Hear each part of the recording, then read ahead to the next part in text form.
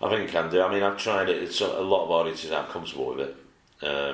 Would you do it in a club or just when you're? I've done it. I've tried it. Yeah, a few times. There's a bit I tried for a while, which crowds weren't comfortable. I don't think they understood what I was doing really. Where I'd say I'd start out doing stand up, and I'd go on because I get nervous before gigs. I'd go and see my nana. She was always good for advice, and then she'd always say to me, she'd say, I always picture the crowd naked, and I'd go, Nana, that's old, that's a hack thing, you can't do that, everybody does that. And then she'd start calling me Bobby, and I'd say, who's Bobby? And then she'd start asking who I was. And then I remember Bobby was the name of her first lover who died in the Second World War. Just like, having a chat with my nana, who's obviously in a home, but audiences you can see, but I don't like this, call somebody cunt. Yeah, it is. I think like dementia, heartbreaking disease. Oh god, terrifying. And it is heartbreaking, truly heartbreaking. Fucking hell. But there are different theories about where it comes from. Some people say it's like to do with a boredom of the mind when people get to a certain age and they don't stop doing this much. So they just sit and watch TV. I don't know. There's some. Listen. You can't say Terry Pratchett. Exactly. Yeah. Yeah. So there was no. It could be genetic. Paucity of thinking on his part, and that definitely not. So, genetic. You reckon you've got a good chance if it's in your family, you're going to suffer from it. There's links with aluminium and various. People get it through alcohol as well. Well, they believe, but there's some legendary alcoholics who've drunk until they were 80 odd who were fully compass menses by the time, So I don't know. I think it's one of them. You can fall into certain categories where you can give yourself a high chance of getting it, possibly, but it's cruel, it's horrible, and it can happen to anybody. And I think that's a terrifying thing. I mean, everybody makes plans for it. I've always told everybody, I said, if I'm getting it, I said, I'm quite clearly going down the, don't know where I am, because what is worse is because it can lead to vascular dementia as well, which is terrible when your body starts breaking down as well and shutting down. I said, just put me out of my misery. That's a bad thing for comedians to get. Give me. Yeah, exactly. But I think I might write a note for somebody and say, on one of my clear days, give me this note back, and I'll read it, and it'll say, you are suffering, and I'll have a date on it. You are suffering from what you always never wanted to suffer from, and it's getting really bad. Have you seen that Julianne Moore film, Still Alice? No. She gets dementia and she does that, and she puts a note on the computer for herself with the instructions. Yeah. And she forgets halfway through what she's doing. Yeah, it can happen. But I think I'd do that. I think I'd have a couple of notes where I'd say to my kids, and say, bring me on one of my good days, show me that letter, and I'm with the bottle of pills and a nice bottle of whiskey. Yeah. Is that how you would do it, pills and whiskey? I think so, yeah. Yeah, hammered pills. I think doing it off a bridge or something is quite selfish. Because somebody's got to deal... Well, I suppose somebody has to deal with it either way. Or jumping in front of a train is quite selfish because... Well, people say that, but I mean, it's... I suppose either way, no matter what, you're going to fuck up someone's day. you are, which is interesting. It's a line that's in my stand-up at the minute about... Oh, is it? Yeah, fucking up somebody's day about suicide. But I don't think...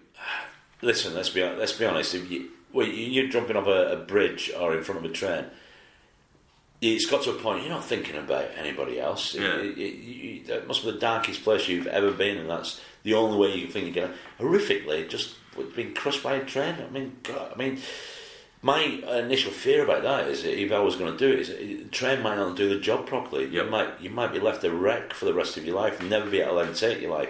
All the same, you land funny when you land off the bridge, and somehow you survive it, but then you're paralysed from the neck down, and then you spend the next 20, 30 years of your life just in that state, going, for fuck's sake. I mean, it's worse than... We heard the story about the guy that used to run The Onion. He committed suicide, he tried to commit suicide, and he took like 40 pills and drank a bottle of whiskey. Yeah. And he was in the hotel room, purposely checking the hotel room, and he just woke up 2 days later. He'd slept for like 24 hours. Happens to quite a lot of people, that, yeah. And he said, the doctor said that based on what he'd taken, he should have been dead. He should be dead. He should have been, based on what he'd taken. Yeah, I know. Do you believe in sort of higher power stuff like someone watching over you or heaven or any idea? Well, this is, if you see the show tonight, I do discuss this. No, I don't. Okay. No, I don't. I believe that's it. See, I know you're doing your steps now, aren't you, in your program? Yeah. See, I go to Gamblers Anonymous. Oh, wow. Yeah, but I don't do the higher power thing. No. What would you believe? Just talking to a group of people about your problems is going to help it, as opposed to seeing any higher power.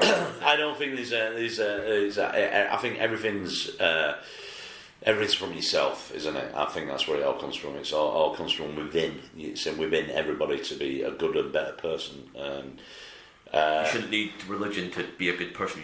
No, you shouldn't need religion. It should be there. It should be there. It's like a line of Jim Jeffries who says, "I think what Jesus was trying to say is, don't be a cunt." Yeah. And that's it. It's in yourself. I think it's recognising.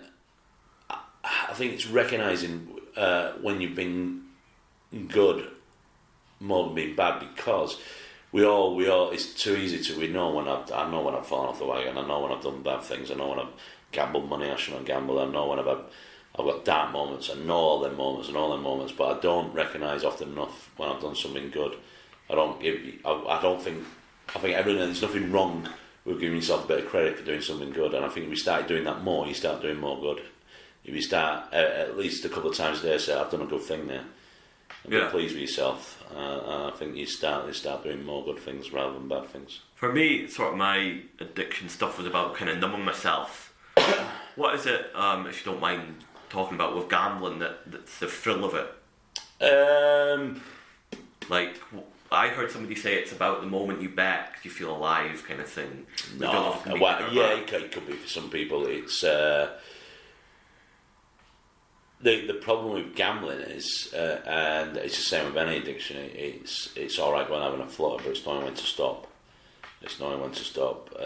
I could walk into a casino now with you and say within an hour, could be £10,000 up, and I'll either leave at 7 o'clock in the morning with 100,000, or it'll be 10,000 out of pocket. Yeah. Will have gone to the cash machine again and again, lost it all. It's just not stopping. It just can't stop. Once I start, I don't stop.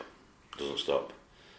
And the worse you're feeling, it sort of makes you gamble more. It does me. It's a self-loathing thing. It's a self-loathing thing. You go, oh God, no, God, I can't afford to lose that.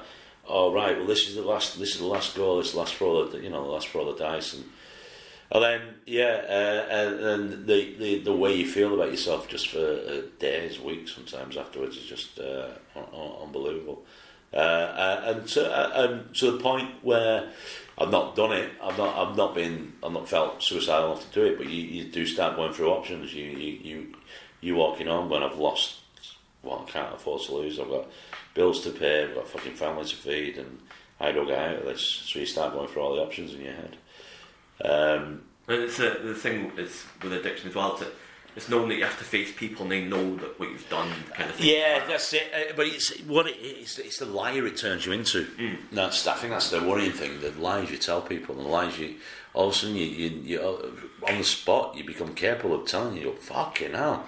That's comedy skills they come in handy when you're. That's an amazing fucking lie. Where the fuck did that come from? I've convinced myself that, but that's part of the problem. You start lying. You start convincing yourself. Start convincing yourself that it's fine. I'm all right.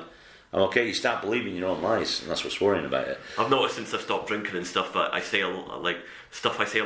Like I used to just like, well, sorry, my phone was off. Just hiding away drinking or whatever. Yeah, exactly. Yeah, you become a lot more honest because you can. Yeah, it's true. I can drink. I'll go on sessions in the last couple of days, but I have days off. I don't drink in the house. Yeah. I don't. I've definitely got a problem. Since New Year's Eve, I've probably only had 3 nights where I've had a drink. Since then, 4 nights. Sorry, it was my friend's birthday, so 4 nights. So I have that, but I've got some friends who quite clearly have got problems. I'm not into this intervention. No, unless I think it becomes unless I think somebody's life is at risk. But yeah, if you're the guy judging them for drinking all the time, they're not going to go to you if they do feel that. There's somebody very close to me who says she has 2 bottles of wine every night after work, every night. Okay. And I said, that's a problem. She went, no, it's not. I said, all right, we'll go all night without having the wine. And she says, why should I? it's my wine, I've earned that right to have 2 bottles. I said, well, just try having half a bottle one night. No, I need 2 bottles. I said, you need it. She went, no, I don't. So you've got a problem. She will not admit she's got a problem, and she quite clearly has. She's got a problem. She's got, if you're having to have, she is. She feels that she has to have like 2 bottles of wine every night. She's got a problem. She'll never admit it. She won't admit it. And she looks like a drinker now. Thinks like a drinker. You know. Yeah. How did you start to realise you had a problem with gambling? You're not rationalising it to people. Yeah, I don't know. A few years ago, I mean, I don't go to the meetings like I should do, and I can go for a long time without, not even walking into a Buc-ee's or anything, and then I have weeks where I feel proud of myself. I'll just walk into a Buc-ee's and I'll put a £10 bet on football results and walk out and spend no more money. Then a lot of mine then comes from, it's worse, it gets linked to other factors. If I'm on a big bender, and happen to be walking past a casino. There's a name for that. It's like a secondary sort of thing. Yeah. It's a trigger. The alcohol's a trigger for the gambling sometimes. And then when I've had a drink in me, that's when I can go. But then also, I didn't always need a drink. I could just be stone cold sober, walking past a casino in the afternoon, and go, I've got £100 in cash. I'll go in and then before you know it, you're at the cash machine, and you're walking out a couple of hours later, going, I've just done nearly £1,000 in a fucking. What the fuck am I doing? Since I've stopped drinking, I've started buying scratch cards. I'm like, this can't go wrong. Little treat for myself. And I realised, wait a minute, and then I was like, people can't have fun with gambling. Well, it was a good way of looking at your drink. Try and stop buying the scratch cards, because the odds are fucking ridiculous. You just will end up winning another scratch card. Yeah. Pete Johansson last year did he's moved back to Canada. Did a year off the booze. Did a full year off the booze, and it was like last summertime. And he described it well. He said he didn't realise how much he wasn't drinking a lot, but he was having a good couple of nights out every week. And he said what he found after a couple of months, it was at the end of every week. He'd be looking in his pocket, his money. It was like he had a part-time job he was not aware of, because all of a sudden he had this spare cash. Yeah. Every week there was just, oh fucking hell, yeah, I've got that. And then sometimes it took him, he realised, fuck, could spend a lot of money some weeks on fucking booze. Well, for me it was like, I'd do a gig, get paid, and then wake up the next day and don't have any of the money left. I'd be like, done it. But it was a good gig though, but in my head trying to go, well, at least something was good. Yeah. Well, as long as you're helping you out, but anyway, this started with believing in a higher power, and if you do, I'm not going to knock you for that.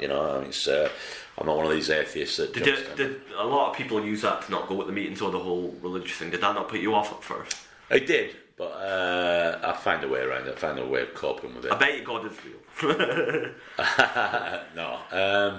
But yeah, because a lot of people use that as an excuse to not go kind of like. Yeah, we do. Yeah, well, because don't forget the guy did them 12 steps. Everybody was fucking religious at the time. You know what I mean? It was. There's a good documentary on Netflix about it. It talks about how the AA movement was quite big in the 80s, and then the war on drugs kicked in, and that kind of sort of done harm to it a lot. Yeah. I'd say the sense of the higher power has been myself. It's down to me. It's down to me to stop doing what I'm doing. That's it. And do you sponsor people and stuff? No, I'm not as good as I should be. Yeah, me too. I haven't been at a meeting in a while actually. Yeah, but I'm not as good as I should be. But I'm. But I always feel good after I go to a meeting. I'm like, I'm glad I went. Kind of thing. I feel depressed because usually it's somebody's story and you go, fucking hell, shit. I mean, I was bad, but that guy's lost. Fuck it, that guy lost his house, for fuck's sake, I sometimes think it's with the shares as well. I smash the share. And then I was like, smash the share. Good feeling. I'm not as good as with the meetings I can. I mean, I think I'll always will. It's like any kind of problem. I'll always have a problem with gambling. That'll always be there. I know it will.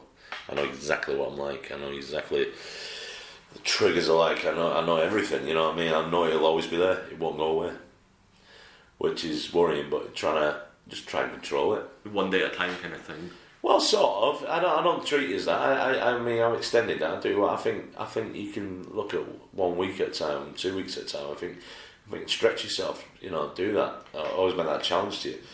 And then, get to a month without gambling and treat myself, have a bet. Yeah. No.